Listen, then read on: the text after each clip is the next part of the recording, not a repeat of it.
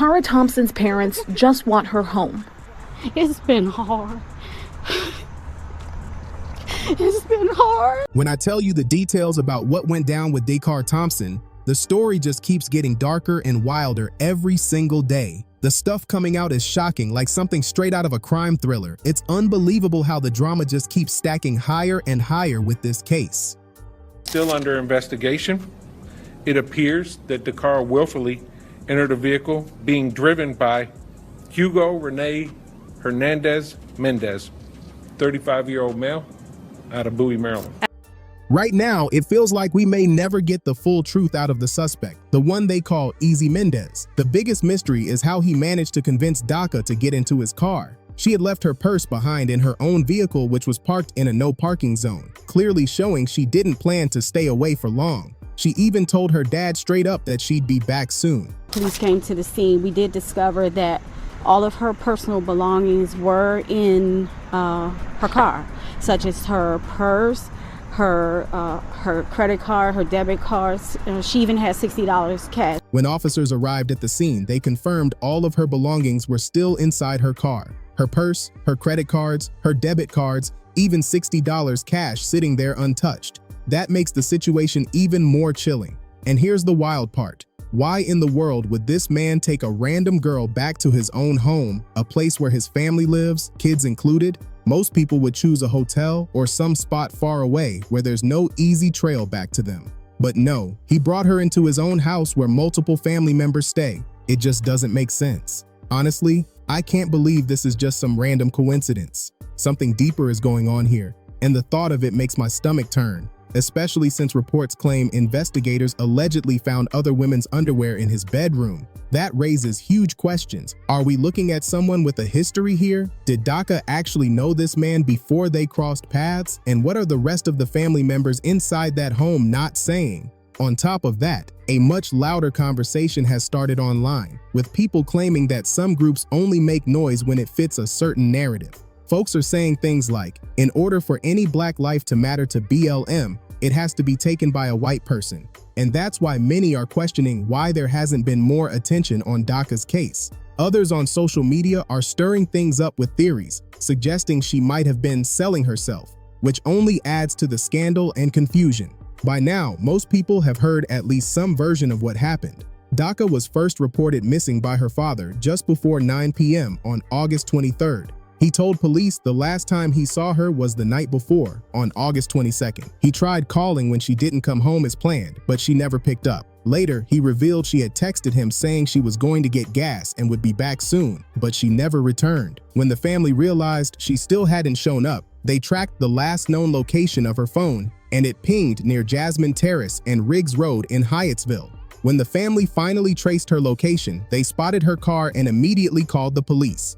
Daka was the youngest of 5, and all the siblings shared their locations through the Find My Phone app. But when they checked hers, it was switched off. The last ping showing her near Jasmine Terrace and Riggs Road. For days after she went missing, the family held on to hope, but deep down they were terrified, especially since her bank account stayed frozen with no activity. Then came the heartbreaking discovery. On August 31st at around 4:50 p.m., Maryland State Police responded to a disabled car on Route 50 near the South River Bridge. Troopers looked down and spotted a body lying on the embankment nearly 30 feet below. By September 3rd, detectives met with Daka's family and confirmed the unthinkable. It was her. They matched her tattoos, her jewelry, and the photos her family shared. Reports said she had suffered skull and facial fractures, making the reality even more devastating. But here's where it gets even more chilling. Surveillance footage from August 23rd at exactly 3:06 a.m. shows Daka leaving her white SUV and walking from Jasmine Terrace down Riggs Road toward University Boulevard in Hyattsville. Cameras then captured her entering a parking lot, heading straight to a black GMC Yukon Denali. She talked briefly to the driver on the driver's side, then walked around to the passenger side and got inside the front seat. Authorities later traced that vehicle back to none other than Easy Mendes, who lived on Cambridge Drive in Bowie, Maryland. And here's the detail that shocks everyone. Daka left her purse sitting inside her SUV, parked illegally right in front of a fire hydrant. Who does that at 3 a.m. while stepping into someone else's car? Was she planning to come right back? Was she rushing? Did she feel so safe with him that she didn't think twice about leaving her stuff behind? Or was she forced, caught off guard, and had no choice? Even more suspicious, her phone location was turned off. Was that her doing? Or did someone else make sure no one could trace her? The timing, the place, the decision to leave her purse, none of it lines up cleanly. So the real question is, did she willingly agree to meet Hugo, or was this whole encounter something darker, set up ahead of time? On September 3rd, detectives showed up at Hugo's house just before 9 p.m. And what did they see? His black SUV parked right there in front of the address. They quickly applied for a search warrant, and by the early hours of September 4th, they were ready to move in. But before they could serve it, court records say they spotted a man leaving the home and sliding into the driver's seat of that same SUV. When officers questioned him, Hugo allegedly claimed he had been at the Galaxy nightclub on University Boulevard in the early morning of August 23rd, the very same spot across from where cameras caught Daka stepping into the black SUV. He said he was supposed to meet his ex-girlfriend that night, but claimed it never happened. And the second investigators pressed him harder, he shut it down, denied any role in Daka's disappearance, and demanded a lawyer. Things escalated once police executed the warrant. Inside the house, what they reportedly uncovered was chilling. Blood they believed belonged to Daka, one of her missing white and pink French manicured nails, strands of her hair, a wig, and even more shocking evidence tossed around the bedroom and the trash. Investigators also found multiple pairs of women's underwear and lingerie, making the scene even more suspicious and disturbing. At that point, Hugo E.Z. Mendes was arrested and hit with charges for first and second-degree murder in the brutal death of 19-year-old DaCara Thompson. Immigration authorities even stepped in, placing a detainer on him, labeling him a criminal illegal alien, and promising that justice would be delivered for Daka's grieving family. But here's the part that sends chills down your spine. Investigators believe Hugo killed Daka inside his own bedroom during the early morning hours of August 23rd, then coldly loaded her body into his car, drove her along Route 50, and heartlessly tossed her off a bridge into the South River as if she was nothing. Can you imagine the level of cruelty it takes to carry out something so heartless? And even more disturbing, there were other people inside that very same house when this was all happening.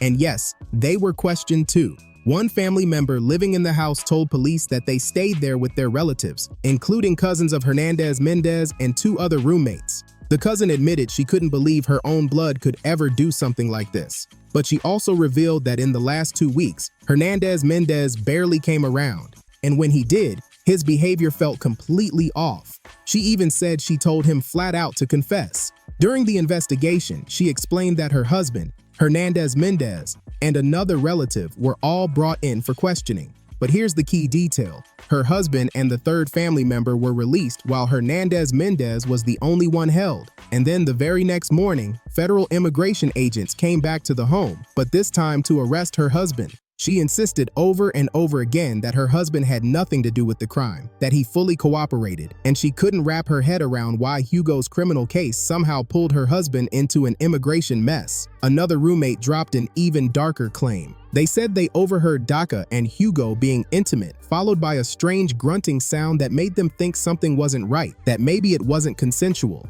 Hours later, that same roommate stepped outside and noticed the GMC SUV was gone, which felt odd because Hugo doesn't normally work Saturdays and his car is usually parked right in front. Meanwhile, 2 other roommates told detectives they didn't know anything about what happened that night since they lived on the opposite side of the house. But here's the question hanging over it all. Are the people in that house telling the full truth, or are they holding back out of loyalty, fear, or just trying to protect themselves? Between the cousin's uneasy comments, the sudden immigration arrest, and the roommate's unsettling testimony, it's hard not to wonder if that family is sitting on secrets that could blow this whole case wide open. And let's not forget Hugo's own history, because this man didn't just pop up out of nowhere. He already had a record that reads like a warning sign nobody paid attention to. Multiple DUI charges, not once but several times. Open bottle violations like he thought it was fine to cruise around with alcohol in the car. Running red lights, blowing past stop signs, parking wherever he pleased, straight up treating the roads like his own racetrack. Add in unsafe lane changes and reckless moves, and you've got pure chaos every time he got behind the wheel. And it doesn't stop there. He was even caught driving on a suspended license. The state literally told him, "Sit down," and he still said, "Nah, I'm driving." It makes you wonder, How was this man still out roaming the streets freely with that kind of record, especially while also being flagged as undocumented? Detectives are now trying to piece together whether Daka and Hugo actually knew each other before all of this. But the questions just pile up. Why would Daka leave her SUV parked illegally in such an obvious spot, purse inside and everything? Was she expecting to be gone just a few minutes? Did Hugo promise her she'd be back right away, or did he distract her so she didn't realize the trap she was walking into? Was she kidnapped, or did she willingly turn off her location because she trusted him? And are Hugo's family members covering up more than they admit? Whispers in the community are only adding to the chill. Some people are even saying he could be connected to other disappearances in the area, including men and women who've gone missing, and even a father who was found dead just 2 days after Daka. And then there's the most disturbing detail of all. Why would Hugo allegedly collect women's underwear and lingerie like trophies? This case keeps getting darker with every detail. It's shocking, it's messy, and it leaves way more questions than answers.